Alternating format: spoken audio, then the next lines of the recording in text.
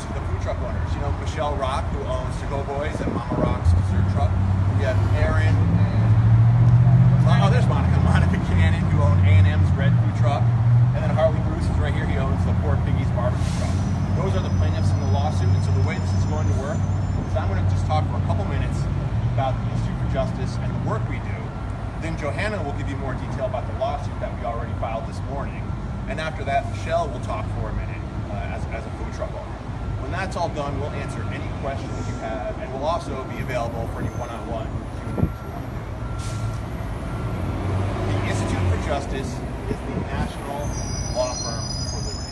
We don't sue for money, and we don't charge our clients anything. Instead, we file constitutional challenges around the nation representing individuals whose constitutional rights have been violated. Hold on, do you need me to wait a second?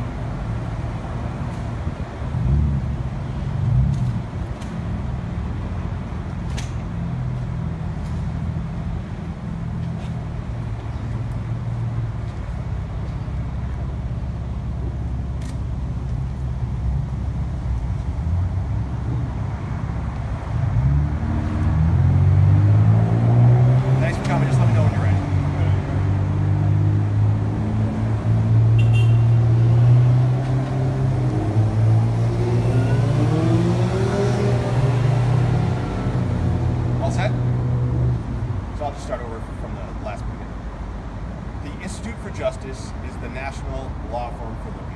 We don't sue for money. We don't charge our clients anything. Instead, we file constitutional challenges across the nation representing individuals whose constitutional rights have been violated. The Institute for Justice has had tremendous success over the years. We have been lead counsel in 5 United States Supreme Court cases, and we won 4 more. In fact, we have our 6th U.S. Supreme Court argument coming up this fall. One reason why we have been so successful is because IJ made the decision early on to focus on 4 key areas of constitutional law and become renowned experts in those areas. Those areas are economic liberty, property rights, educational choice, and free speech.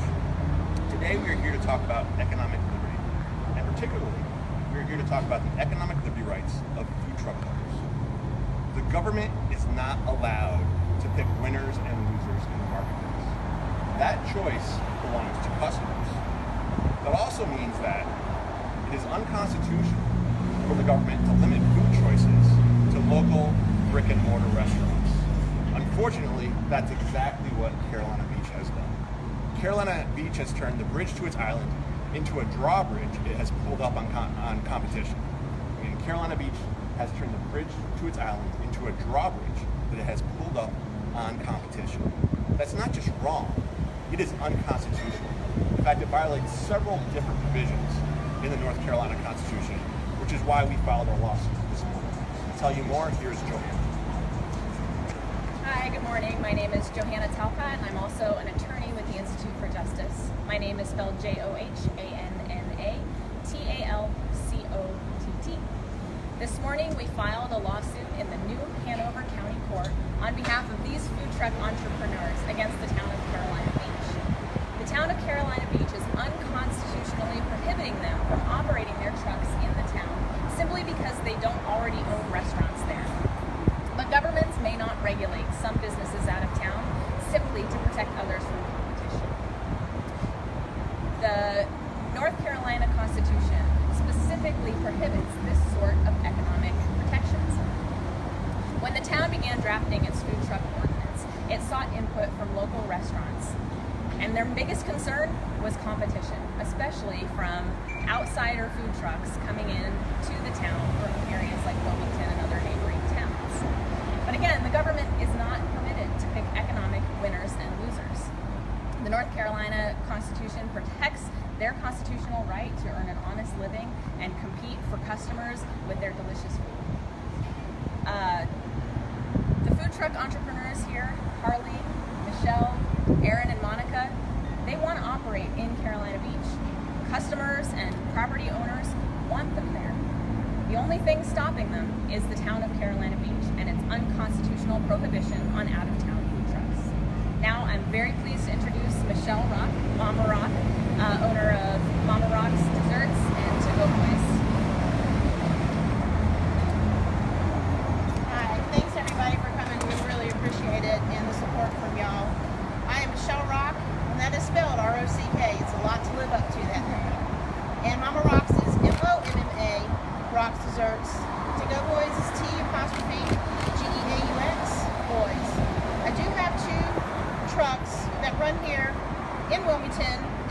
able to go into Pleasure Island. We are from Curry Beach. However, we just get cut off at Carolina Beach. It had been put on hold until we cannot run our trucks. We don't want to compete with anybody. We just want to be able to do the same thing the restaurants are doing, serve the customers, serve our neighbors, serve the islanders, and let it be pleasurable for everybody. It is Pleasure Island, by the way. To be cut off and not be able to do that service for the people that want us is disconcerting for us, and we just want everybody to have the same rights. We want everybody to be able to come see us as well as a restaurant if they want to, and we want to be able to do the same thing that everybody else has been allowed to do without the restrictions that are not fair for food truck owners. So again, thank you. We appreciate it, and we appreciate your support. So now with that being said, does anyone have any questions for the group before we break up into individual Q&As? All right, well, thank you all for coming. I really appreciate it. Like I said, if you want to talk to any of us, please feel free, but we're really excited to move forward with the lawsuit.